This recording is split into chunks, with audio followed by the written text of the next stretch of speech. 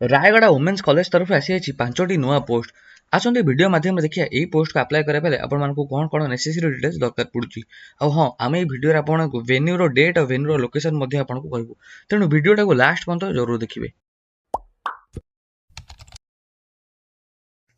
जय जगन्नाथ भाई भूणी मैंने मु आपण मानकु स्वागत करूची ओडिशा सरकारी जॉब रो YouTube चैनल रे। जदि आमे यार नेसेसरी डिटेल्स देखिया जिबा नेम ऑफ ऑर्गेनाइजेशन मिट रहबो office of principal women's college Rayagada job type जदि हम देखिया जिबा कॉन्ट्रैक्चुअल बेसिस रहबो कैटेगरी रहबो ओडिशा गवर्नमेंट जॉब रहबो आउ नेम ऑफ पोस्ट देखिया जिबा guest faculty in information technology assistant librarian junior clerk peon sweeper ए सब जगह रहउची।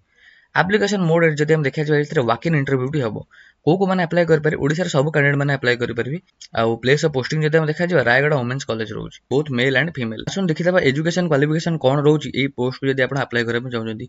Guest faculty in information technology जदि हम देखिया में जिबा पोस्ट ग्रेजुएट डिग्री करथिबा दरकार मिनिमम 55% मार्क रहिथिबा दरकार। असिस्टेंट लाइब्रेरियन जदि देखिया जिबा बैचलर डिग्री रहिथिबा दरकार लाइब्रेरी साइंस रे आउ जूनियर क्लर्क जदि हम देखिया जिबा बैचलर डिग्री करथिबा दरकार आउ ग्रेजुएशन करथिबा दरकार पीजीडीसीए रे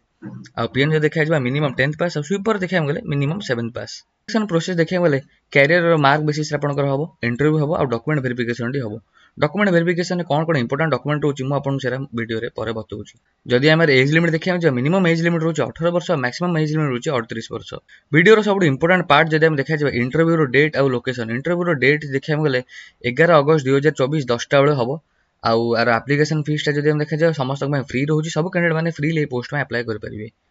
आउ जदि आम डॉक्यूमेंट वेरिफिकेशन कथा कहबा जिबा डॉक्यूमेंट वेरिफिकेशन इंपोर्टेंट डॉक्यूमेंट देखिया गले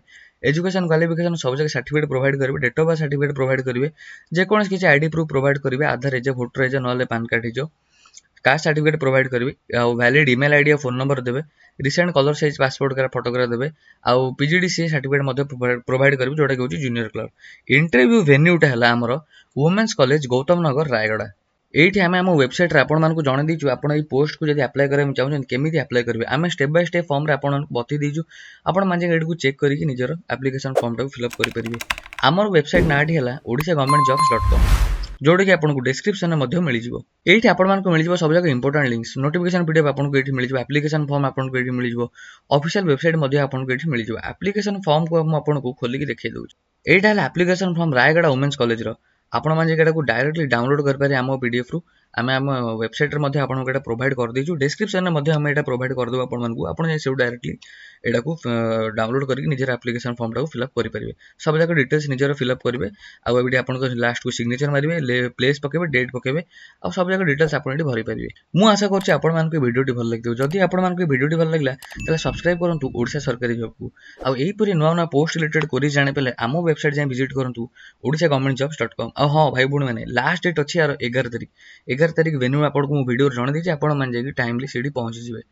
धन्यवाद।